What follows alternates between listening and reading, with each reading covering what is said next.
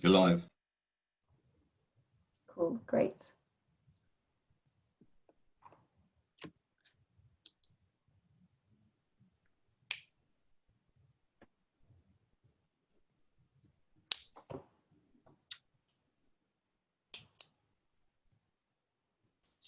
So good morning, good afternoon, everybody. Thank you for participating in this webinar. You are muted when you join the webinar, so we're just going to give people a few more minutes to log in, so bear with us.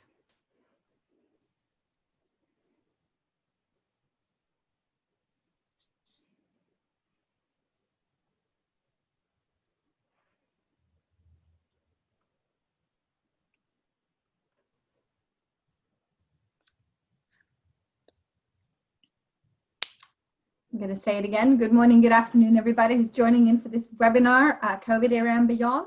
We're just going to give people a few more minutes to log in. You are muted when you join the call automatically. So just so you know, we give people a few more minutes to call in. Thank you.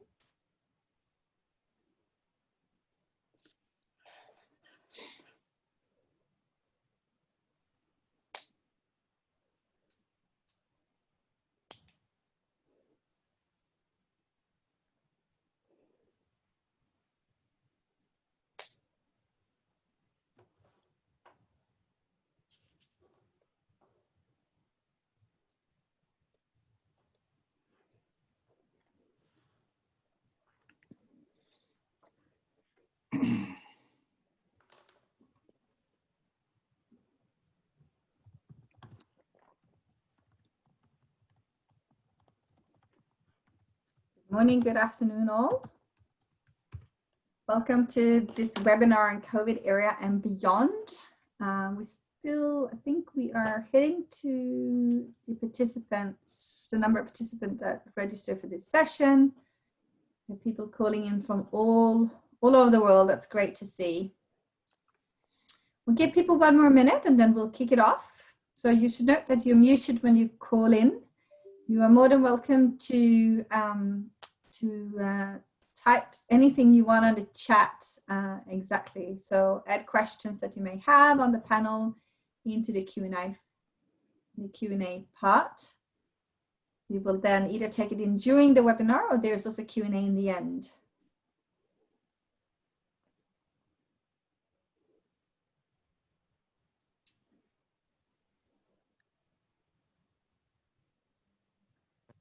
I think we've hit a pretty stable number, so I think we will kick it off.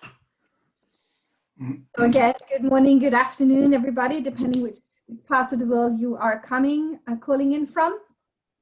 We are about to kick off the presentation on COVID era and beyond. You are muted when you are dialing in, so please feel free. You can unmute yourself, but you can also put a chat, put a question in the Q&A function. We will then, with the panel speakers, do our best to either address it then and there, or we will have a Q&A session in the end. My name is Cecilia Muller Torbrand. I'm the Executive Director for an industry initiative called the Maritime Anti-Corruption Network. We are addressing and tackling corruption in the maritime sector all across the globe. And I have a group of experts with me today, so I'll be moderating this session today. We'll have about 45 minutes of pure content in terms of questions around what have we seen and where we're heading. And then we will also finish the session with a Q&A. So again, when the speakers are speaking, feel free to just post a question. When you think about it, we either address it there or we will address it after the session, during the Q&A session. But gentlemen, I'll leave it to you to introduce yourself first. Thomas, you want to go first? Yes, sure. My name is Thomas.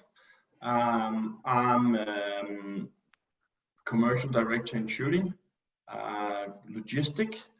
I was just going to think how I'm going to present, because most of my time is currently spent in Mozambique for the large gas adventure which we are currently facing down there. I will get back to that a bit later. Tschudi Logistics is a group of companies, logistic companies, mainly in the project segment, and also standard logistics in Northern Europe, small office in China, and now we are in Mozambique for the last 18 months as well. And I'm responsible for the financials and not least the business development. And I'm Danish. Thank you, Thomas. Yes, welcome. Great to have you here. David, do you want to go next? Sure. Good morning, everyone. Thanks for having me on this panel. My name is David. I'm the CEO of Frontlog, a small Swedish freight forwarding company. I have a shipping background, and I sailed when I was younger. I've been in shipbroking and ship financing for the last number of years before I started this 2 years ago. I spent 10 years in Asia and 10 years other places, and now based in Sweden and Asia when travel allows again. Yeah, great. Thank you, David. Welcome to the webinar. Thank you. Last but not least, Bo, do you want to introduce yourself? Yes, thank you very much, Cecilia. It's a pleasure to be here. I echo David's statement.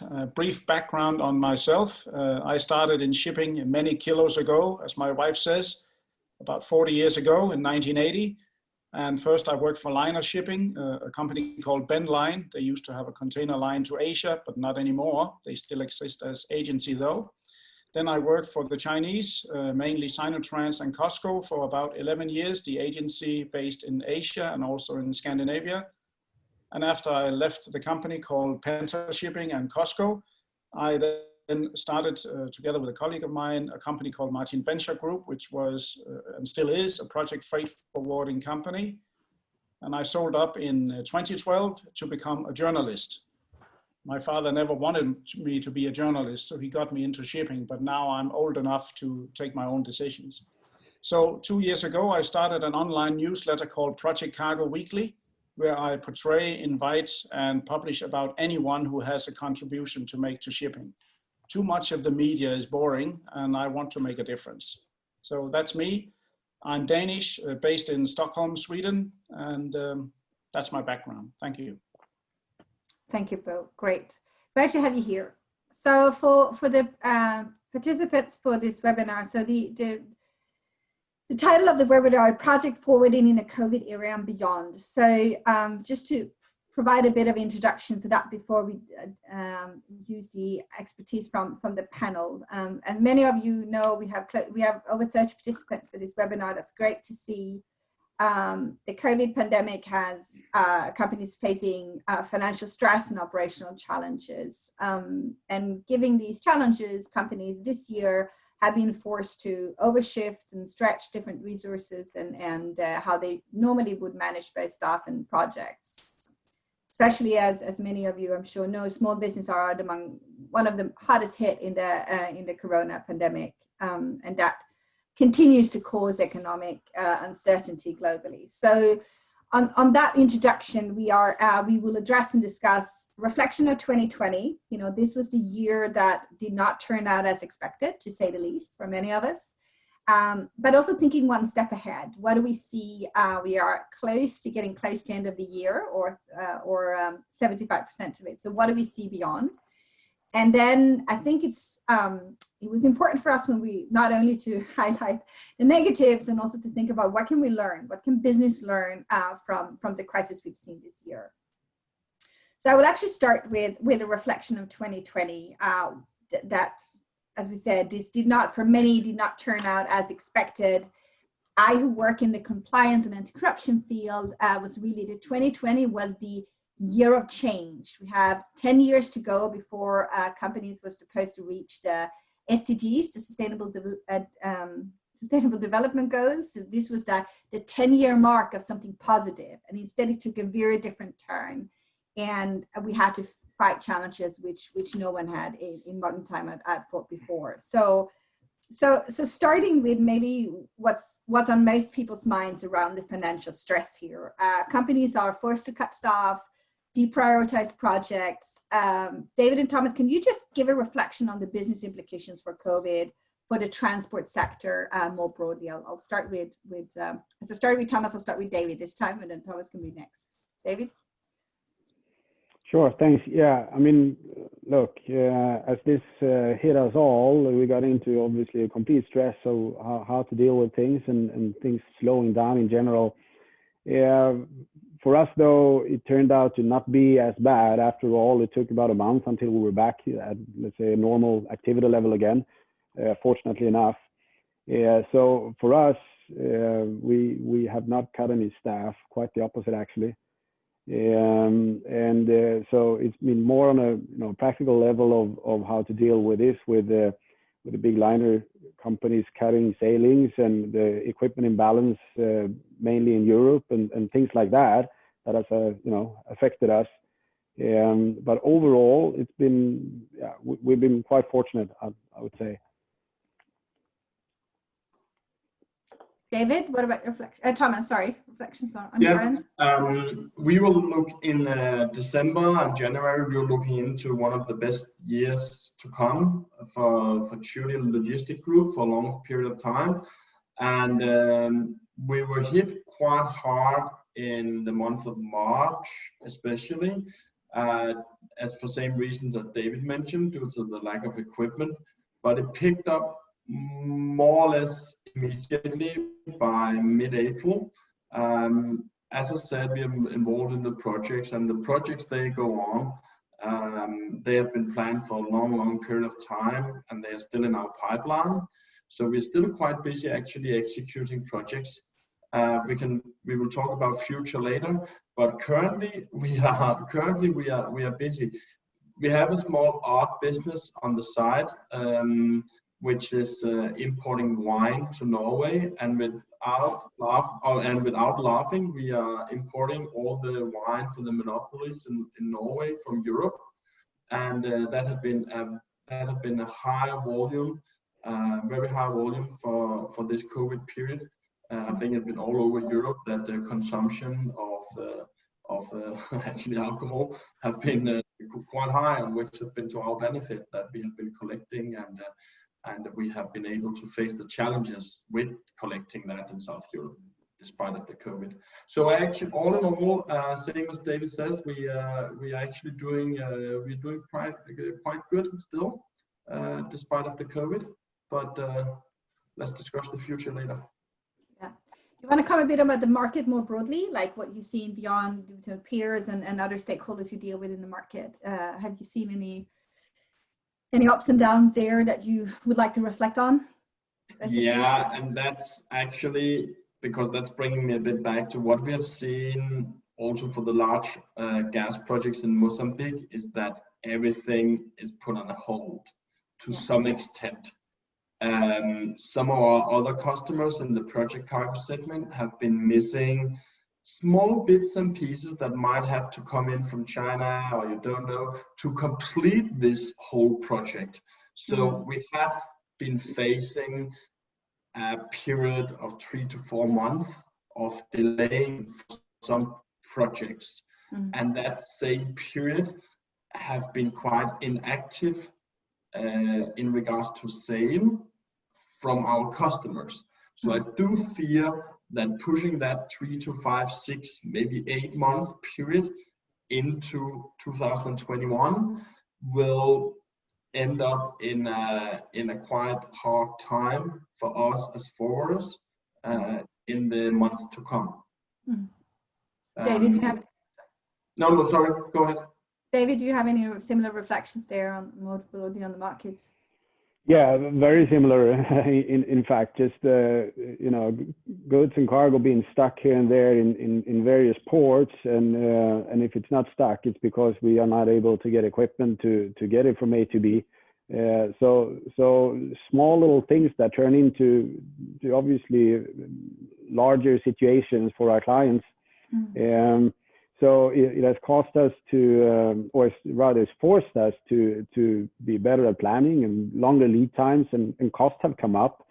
The liner services, the liner companies have slapped various charges and additional fees and stuff like that onto it. But I would still like to say that given the overall and global situations that we are in, it's still manageable, I'd say, with better planning and and so on. Thank you for that. Coming a bit about going from financial stress or financial situation into more what you touched upon, both in terms of the increased operational concerns or operational challenges. I mean, with the pandemic, we can speak a bit more about that in the end as well of this session, but with the pandemic, especially something that from an anti-corruption perspective, we see with our members, that with pandemic causes financial stress, causes more poverty in the countries, which may affect the interaction with governments, right? So in many jurisdictions, we've seen that wait time for, particularly some of the things that you touched upon, government issued documents, that could potentially, the lead time for those can definitely both increase and decrease. The approval processes for heavy projects, as maybe your project, Thomas, in Mozambique, although there is something that I'm played for a long time, can be more complicated. And they can also be more complexity in terms of the regulatory requirements, because things are just not working as normal. So David, in terms of your global work, is that some insight you can share that might be relevant for the audience? We have a great panel, over 36 people now signed up. So. All right, great. Really what you just said. I mean, approval processes are taking longer, and we, I mean, obviously us being dependent on our clients, both keeping and increasing their business. We work with only a few clients, and they were in the middle of some great expansions, and that it's not put on hold, but it's just taking longer. And then perhaps tying back to the previous questions, but financial approvals takes a lot longer as well. I mean, just banks are unable to meet overseas or international anymore, or at this time. So all these processes just take longer. There are land approvals for expanding factories and stuff like that, and it's just dragging out. It seems like decisions are not as easily taken over Teams or Zoom as they are when meeting in person. Yeah. So I really believe that the human interaction in all these various processes and approval processes are quite critical. And I personally, I think that's really putting a bit of a damper on getting progress in these processes. And thank you, David. Of course, sorry, Thomas, in terms of your work in Mozambique, and in terms of that major project you've been in. So great reflection there from David on the broader, and specifically as Thomas, you've been involved in some of the bigger projects, more long-term projects, and of course on some Mozambique. Is that some insight you can share? And I just want to reflect a bit on David, and also what I would say also, I think the industry have been quite fast to adapt to the new how to say, overall situation. We had a period of time where it was quite hard to have the cargo flights coming in and so on, but it didn't take long because the major players started doing their own new flights when we couldn't get it on the passenger jets. So please get me back to the question what you had in regards to the East Africa. No, it's just like as we see more, the interaction with governments in terms of many jurisdictions, wait time for governments has been more challenging. There is a more complexity in terms of approval processes. We think that business can be fairly adaptable, but then of course the more heavy machine on some of the project that you guys have been involved with is more on the dialogue with the governments. And it'll be interesting to see how there's an opportunity for that, but there's also risk involved. I think specifically as you go back in early 2020 when everything boomed, right? What do you see there in terms of the challenge? That has definitely been one of the big challenges in Mozambique. Many of it's very heavily controlled by the Italians and the French due to the involvement of Saipem and Technip. And they pulled out quite fast, as everybody else did, when COVID started. And it's only now in October that we see the government slowly starts to open up again for the expats to come in. So that had definitely put all the entire approval process on hold. So yes, definitely that there we have seen a tremendously effect. Yeah. Thank you for that, both of you. And then as I'm moving into more like reflecting on the changes in the business, there of course a lot like different segments in transport, and logistics have gone through different transitions. But there's specifically one we want to highlight in this call. It's around, during COVID, which may not be related to COVID, but it's a reflection we've seen. We've also seen new synergies in the business, especially in the container carrier side, where containers are no more offering back-to-back services. And that's a bit of a shift from the development we see the past 10 years, where we have experienced a more, supplier relationship between the freight forwarding business and the container carrier. We now see a bit of shift that they're going back to a solution to the big cargo owners. They're going from the door-to-door kind of services. And I would like to, Bo, on the freight forwarding, the freight forwarding perspective you have and the experience you have, what opportunities and risks do you see with this business development or this change in different synergies? Well, thank you for the question. It's quite a complex one. What I should say is that since I've been a liner agent and a freight forwarder, I kind of can see it from both sides. The ship owners or the shipping lines, traditional shipping lines, they of course will go where the money is. They have been able to earn money on the port-to-port business, but in the last couple of years, I should say, they have been more and more squeezed because tonnages have become bigger, ships have become bigger, and that of course means that they have to either go together to offer more sailings and also save cost by working in alliances. And they are constantly looking at where can they save money and where can they earn money. And one way of earning money, or so the ship owners think, is that they could go ashore and do the same job as the traditional freight forwarder is doing. That means doing the inland haulage, doing the customs clearance, and so on. And although they have tried it without success for quite a few years, Maersk has had Maersk Logistics for years and Damco, which I believe were never profitable.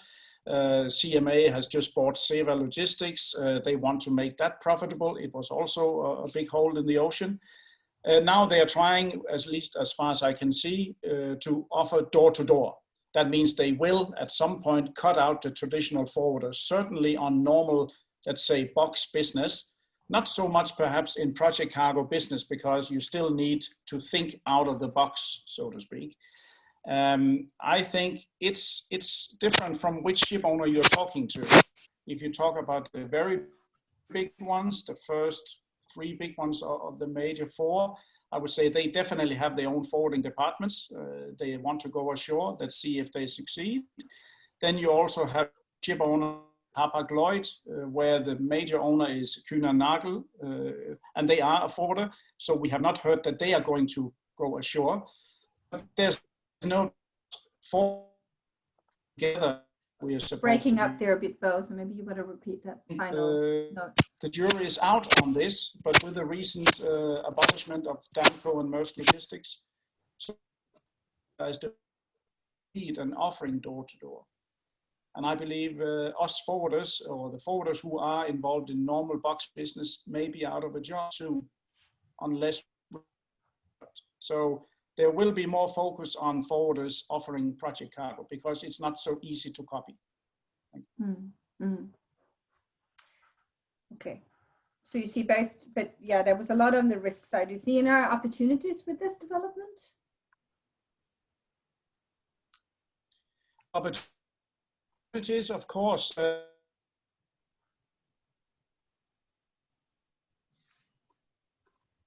Oh, I think we're losing you a bit there. Do you wanna repeat? That's free. He can ask several ship owners for a quote. Oh, sorry. Can you hear me? Yeah, I think we're losing you. So just Thomas and David, maybe you want to add if you experience the same thing as I do. Yeah. Do you want to repeat that 2 sentences you had, Bo? Okay. Yes, just quickly. Freight forwarders raise it and ask more than the owner. If the ship owner does the freight forwarding, they will only use their own tonnage. So I think there are opportunities for the versatile freight forwarder still, but we have to face, at least for normal cargo, more competition from the owners. Yeah. And I think project forwarders will support the ones that support them. But forwarders also have one big problem here. Sometimes we benchmark too much as a freight forwarder. That's what I hear from many that I know. If you shop around too much without giving support, of course the ship owner will be tired of you. So it's a combination of good rates, good service, but you also need to keep the contact with the vendor. It's interesting times. So the jury is out, but forwarders have to adapt. That's all I can say. It may also be, I mean, we can speculate about this later in thinking, oh, step ahead, but there may also be, you know, what can the container lines carry? They may focus on the big volumes, the big trades, right? But there is an opportunity as well to look at trades with a more geographical spread, and might be an opportunity for freight forwarders to market themselves in some of the locations that is important, but maybe not part of the massive volumes from the Fortune 500. So there's also ways where how much the big container lines can service the global market. So there's also thinking ahead in terms of how to niche yourself with this new development, I guess. But we can talk a bit more thinking step ahead. So I think this is it's interesting to so this was a bit of like the reflection of 2020 in terms of, you know, as it turned out to be, and we can hopefully see some. We'll still have to see the few months in terms of what's ahead of us. But if we're thinking one step ahead, right, not maybe next month, but, you know, as we're going into 2021, I think everybody is looking for that, you know, positive news and a refreshed year maybe, and looking how growth and development can come for all types of business. So can we talk a bit about opportunities ahead? Maybe we want to start with that in terms of what opportunities do you see? I think maybe turning to Thomas and David here, what opportunities do you see if you look forward? What's 2021 and maybe 2022 is going to look like? I can start off there. And just a small reflection on both, and which is also an opportunity, and which we actually quite focus quite a lot on in Tschudi Logistics. We are a very small company, and we cannot compete on buying power or compete in the container business segment. So I think this project forwarding especially is turning more and more into people's business, which it has been for years. And it will just be more and more important, as both mentioned. You have to support a number of good suppliers if you want to be in this business, because you can't shop around. And it's so transparent nowadays. You can Google and what have you not, but you don't get the support which is required to win the projects. The earning that we have seen over the last years, over the last 10 to 15 years, is from our perspective also dropping slightly due to the competition is getting harder and harder. So therefore, going forward, we focus on people's business. We focus on less but good customers. We try not to spend good time on bad customers, but spend on customers that we can't even get to. And getting back to Mozambique, that's one of the projects where we have made a philosophy that we want to put some effort into this. We have identified this as an opportunity for us. The Nordic countries is very, very strong in the region due to the work the embassies have done for the last 20 to 30 years. So the Scandinavian countries, which go for Sweden and Norway and Denmark, is very well welcome in all respect in the region. So that we have identified as an opportunity. And what I do see also as an opportunity is definitely the new market, which is also coming in West Africa. Not necessarily for us.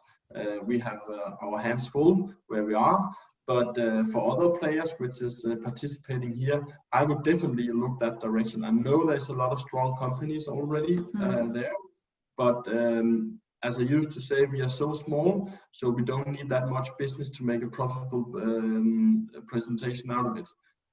So yeah. Great. That's where we are looking for the coming years, because I do fear that Europe will slack down on the business activity. We already see it now. Yeah. Okay, great perspectives there. David? Sure. Yeah. Look, we are also a small company, and Thomas, we are even smaller, since you emphasized on your size of your company there. But we're a small and a very niche company. We focus mainly on shipping and distributing prefabricated house modules that are produced out in Asia and shipped until now to Europe. And I think, speaking of opportunities, we look very brightly at the future. This is an industry. Prefabricated housing is a very growing industry, and there are many reasons to that. There are costs and times, and also the environment sustainability factor to talk about. So we know that this industry is growing. We have learned a great deal about it. I think we're doing a fairly good job at servicing the few clients that we have, and this is a segment that is growing globally. So with that industry, we are looking at growing outside of Europe and the Middle East and the Americas in the very near future.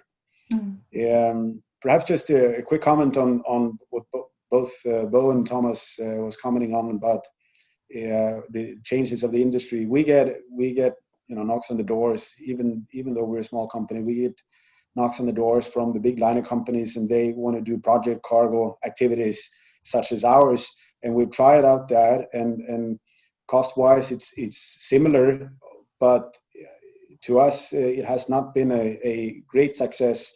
I think the liner companies are good at what they're doing in shipping containers, whereas we have found that we're better off shipping our cargo on chartering in bulk vessels or heavy lifts or MPPs or what have you. So just a quick comment on that. Yeah. Well, interesting perspectives. Going forward to, I think staying a bit on the thinking ahead and opportunities with COVID-19. What we see in our work in tackling corruption globally, we can see that efficiency is actually taking a step forward in some ways. Like, processes have been pushed to become more digitalized as the government is seeking to limit human interaction. So some of the arguments that some international organizations or other arguments that have been put forward for years, such as making maritime trade more efficient or making clearance of the cargo more efficient, because it will help economic development or better governance to reduce corruption. All of that has been pushed because now it's become a safety issue and health of their own government officials in terms of protecting them. So limiting those those processes has been very heavy on human interaction before and pushed really digitalization.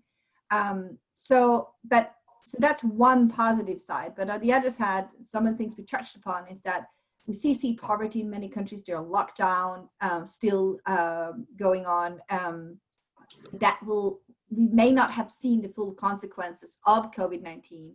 We also know that with poverty increasing, government instability, we also see more greed, more corruption, more of those type of risks. So I'm just coming back to maybe Bo and Thomas here. Is this something you've seen on the market, both on the opportunity for efficiency, but also on the risks of, like in Mozambique and other countries, what can we see if COVID really hits hard? What can we see in terms of those corruption risks that I was also mentioning, or other type of risk that is burning now, but might be a bit on ease because of COVID. So what do you see in what ways? Maybe starting with Thomas and then we go to Bo. Actually, we haven't seen it yet, but it will definitely be coming. And it just popped to my mind in same sense of opportunities. We also see a growing focus on green transport methods. That's definitely a time for that, and that's also a growing opportunity we do see. We see customers asking for a greener method of transport. in terms of the and we actually had our first booking this year with the customers chosen a more expensive option because it was a green option. So and that's, I think we'll be seeing a lot of that to come in the near future due to the companies start to bookkeep the CO2s, for the carbon footprint. But getting back to the corruption perspective, obviously Mozambique is a high-risk country, and it's a bit. Where shall I start? There have, of course, been a lot of ugly cases in Mozambique. You do see that it's getting more and more on the agenda due to the very ugly cases that have been in West Africa with large international corporations, and many of the people involved have actually been jailed and are still jailed. So I do see a pressure on the corruption in larger scale in East Africa. However, in small scale, it's the surveillance system, definitely. And how you're going to deal with that, that's a completely another topic. And a risk that may increase over time depending on how long COVID will hold the grip on the things, right? Exactly. Exactly, because due to the lack of income for many people, it will definitely grow if it can. Yeah, thank you. So good reflections there. Bo, do you want to share a bit? Have you seen some insights in the market in terms of more efficiency during COVID because of human interaction, and have you seen any risks? Maybe following up what Thomas has just alluded to. Well, what I'd like to say is, of course, being a newsletter editor, I, of course, have a lot of input from around the world. And if I start off with what you mentioned about corruption, corruption has always been there and it will always be there in either higher or lower levels. Africa is, of course, one place, parts of Africa, but also parts of Europe. You don't have to go far until the south of Europe, where you have ports that also are riddled by corruption. So whether you wear a tie and are corrupt, or you wear a worker's dress and are corrupt, it all depends. It's possible. And if the governments and the opportunities are there, and if you're not paid well enough for the work you do, and there's a crisis on, like COVID, and you have to feed your family, well, who can blame you? It's a matter of the distribution of wealth. I won't get into politics here, but we see from time to time some major scandals erupting. I mean, I was more than 11 years in Asia, and of course, China has more or less come to grips with their corruption problem, which were in ports, it was in customs, but they have very severe penalties for that. Singapore is another place where it's very severely dealt with. So it's up, I think, to stop corruption and to eradicate it, it starts with ourselves. And I think that's why your organization is a good one to be part of, because I'm not saying this to get a discount, but I'm saying this because I think it's worthwhile. We have to stand together and say no.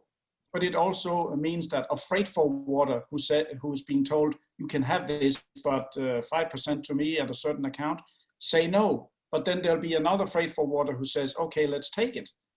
If we talk project cargo, everybody knows that a couple of the big boys were taken by the UK's Serious Fraud Office for projects in Nigeria, in Tatarstan and whatnot.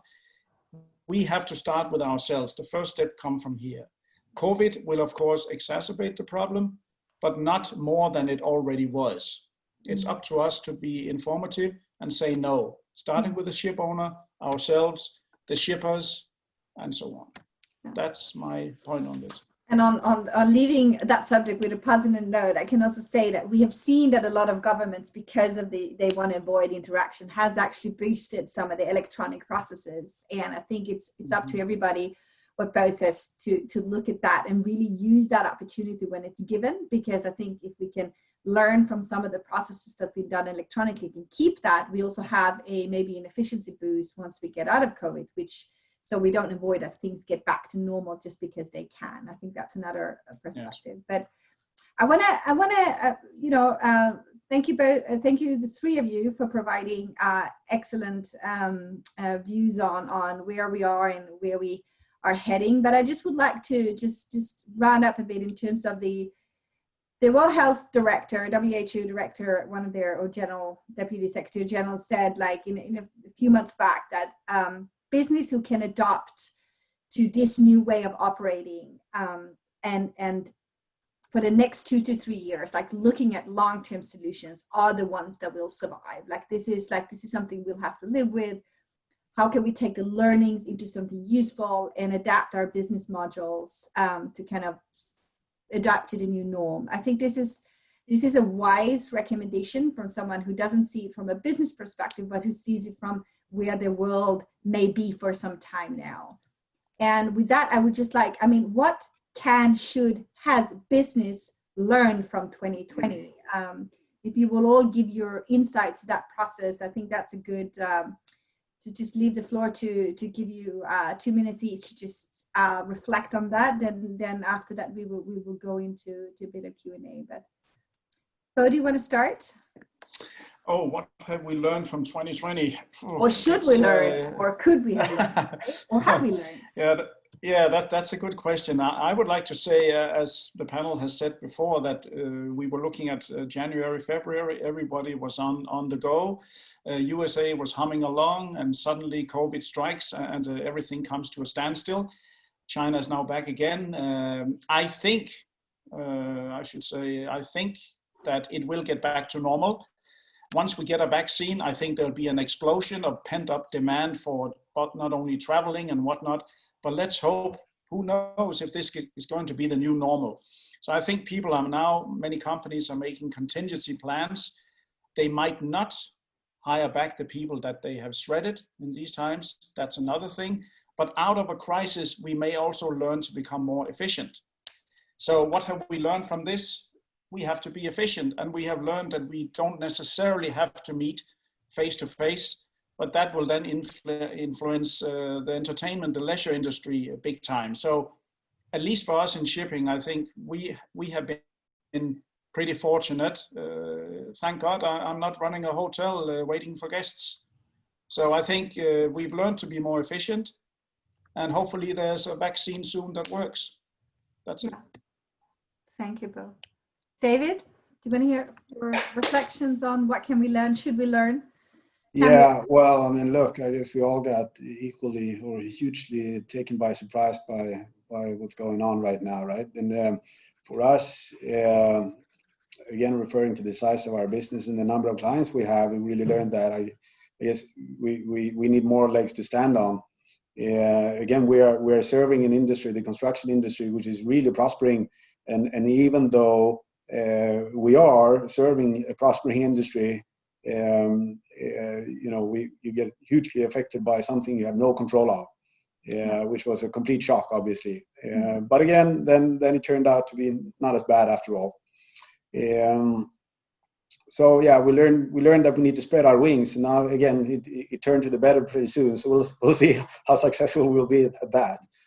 But again, yeah, like Bo was also talking about, all the traveling and the lack of traveling now is really a takeaway for me. The travel restrictions as such.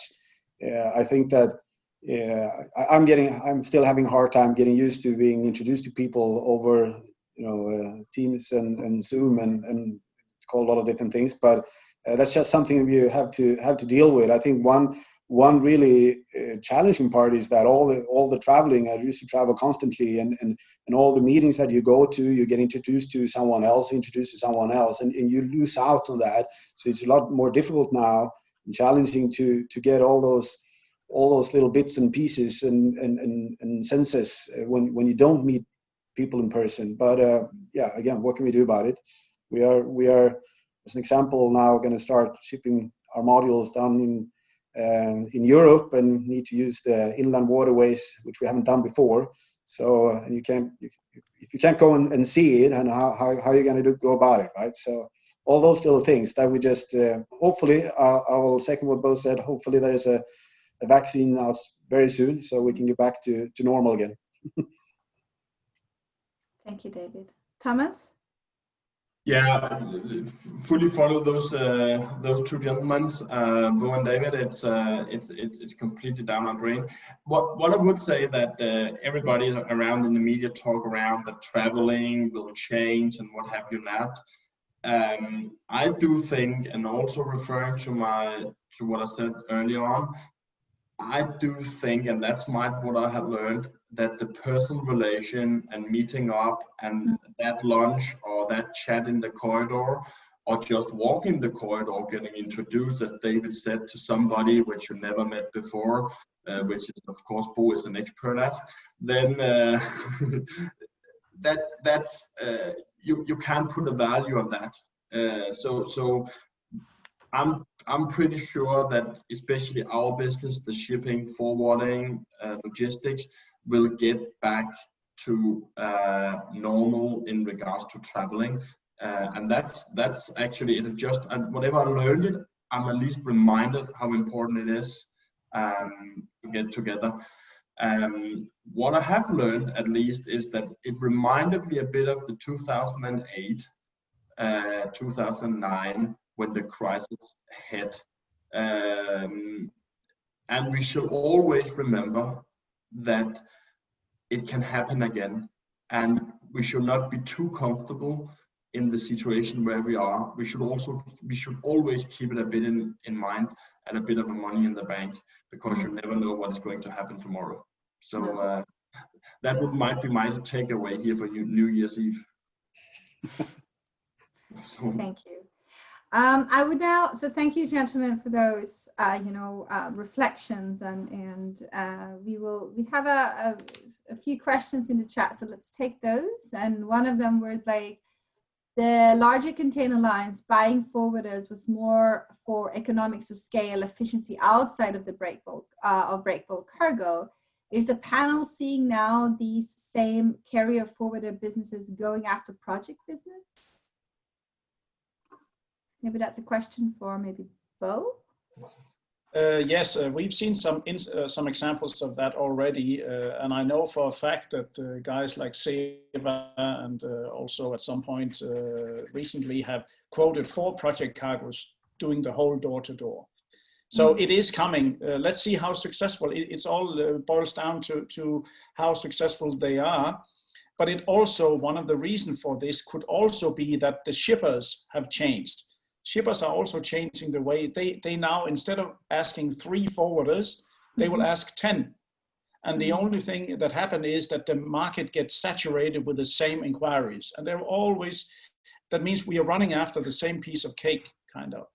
So I think with that in mind, yes, the ship owners, the shipping lines who buy big forwarders, whether buying big or small, of course they will have a project division, because that's the only place there might be money left to earn, unless you really move a big amount of containers or do it in a niche, like Thomas moving wine from Europe to Norway.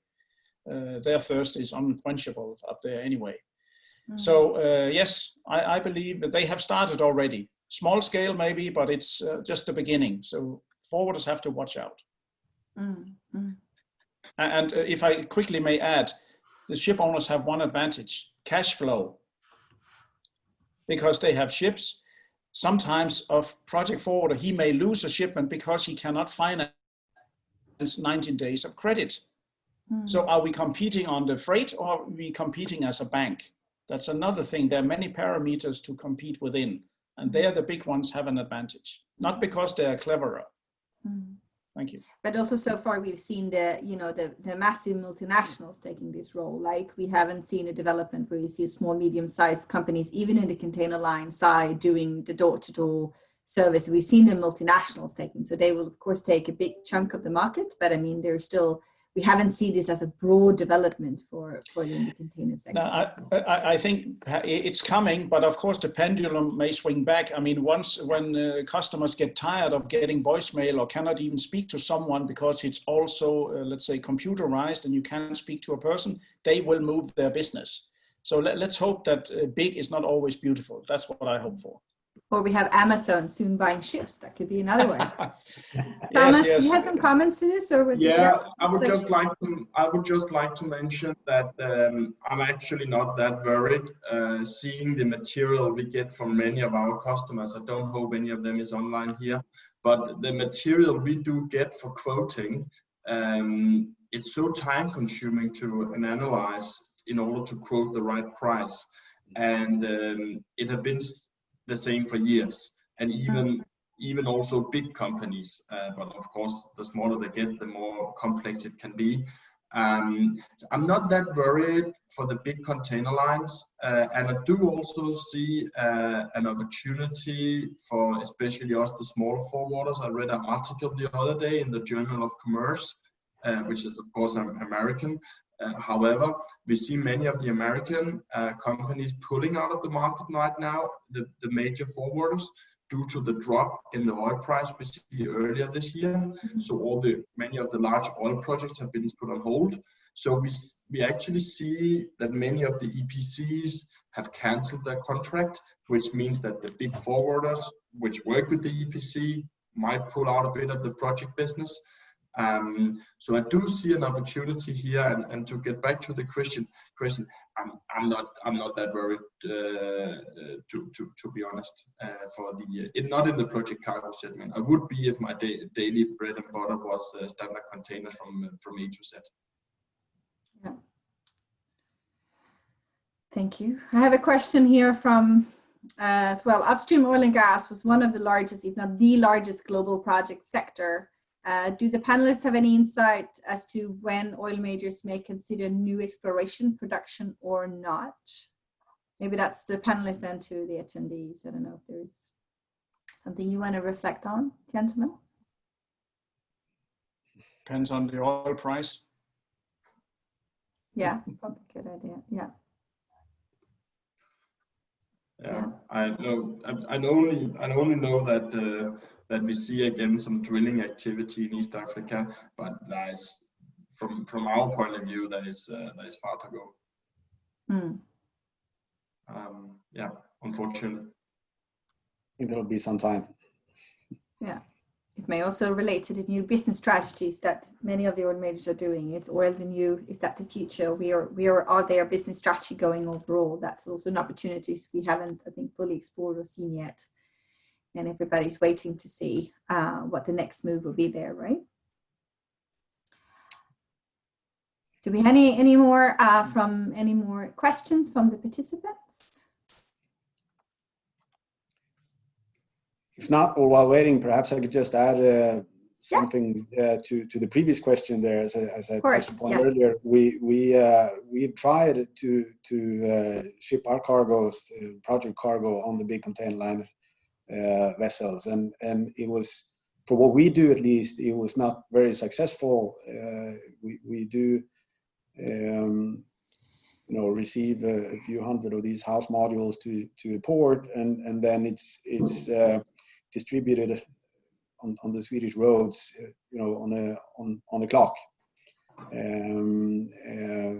over, let's say, a month's time. And I think, coming back to what Thomas said previously, it's a constant dialogue between all the parties involved for what we do. I mean, I'm sure this is the same for many, but speaking from our own experience, it's a constant dialogue, and on the phone, around the clock when this happens. So I think it's for these kind of projects, I think it's not that easy to break into for a very big organization. Like Bo was saying, that you phone up and you get to a voicemail or whatever. So I don't know. I'm sure they will try, and I'm sure they'll be good at a lot of different things. But I still think there's some way to go. But I'm pretty sure, David, that if you ask some of the larger breakbulk owners, they have seen a lot of cargo moving from the main ports, where the container lines can do their trick, away from the breakbulk vessels. That's for sure. But again, it's hard to reach a non-main port with your breakbulk cargo with the container lines, sure. And it can take some is faster than others, but it can take a quite long time to get even a quote. Yeah, no, correct. Yeah, absolutely. I spend a lot of time in explaining to people about shipping, because we obviously have a lot of stakeholders who turn to us for expert advice, and many of them don't. If they're governments or others, they may not know what shipping actually does. And I normally say the container lines are like a bus stop, right? You know where your cargo is getting off, you know where other segments are more based on the customer needs, depending on how, the amount of cargo and what type it is. But that also comes back to what you just said, Thomas, in terms of the flexibility and the needs to also cater for the services, and that may see how much the container lines can cater for that need, unless you can put it on the trucks, depending what type of cargo it is, right? So that's an interesting. Yeah, and again, if you load a main engine or whatever at 150 ton, then you might need to bring in a floating crane to do the feed, to shift it to the feeder, and that what you see then is too complicated to even to get a load from the top. Yeah. Sure. It's maybe more difficult than a box on a truck, but of course, very interesting to see where this is heading. I don't think we have any more comments from the audience. I will just wrap up in terms of, like, I think it's been a very interesting session. We've talked about, the future ahead. We've talked about the reflection for 2020. We've seen some obstacles, but we've also seen that the business has adapted. Everybody was maybe in shock the first few months, but as practical as this industry is, it has adapted and trying to find new ways of getting to A to B. And we also used to working with challenges. So we can also see now that companies are adapting to what may be even a temporary new norm. But of course, that business across the globe may still suffer, as we haven't seen the full consequences of countries locked down in COVID. We talked about the importance for business partners and trusted partners, that business partners matters, that we really want to deal with good customers, good vendors, good suppliers, and that relationship may be even more important as we're going outside of the new after COVID on how you deal with your cargo, with your projects, because that's the direction many businesses are taking. We see new synergies in the business, new developments. We have touched upon and highlighted the link between, or the development we've now seen between the container lines and the freight forwarding community, the pros and cons for that. We've speculated on what that may lead us. We see what we have reflected on the importance of this crisis can hit, like last time was 2008, because of completely different reasons. Many businesses may learn from this and say, how do we actually plan for how do we plan for disruption like this, and what can we learn from that? Spread our risk and look for opportunities. We have adapted to the new Zoom team meetings, online sessions, but we still have a bit of, like, I think that the balance is everything. In Sweden, we have a word that says, not too much, not too little. So I think we want to go somewhere in the middle, where we want to find there's good, important for network and personal meetings that cannot completely be done through Zoom. So hopefully, as we still have waiting for the unknown of the vaccine, we hope that we can learn from this experience, but also come back and actually meet people. That is not completely unimportant. So with that, I would like to say thank you so much to the audience, and thank you for the panelists, the experts, for sharing some insights today. Thank you. Thank you. Thank you, everybody. Thank you. Thank you.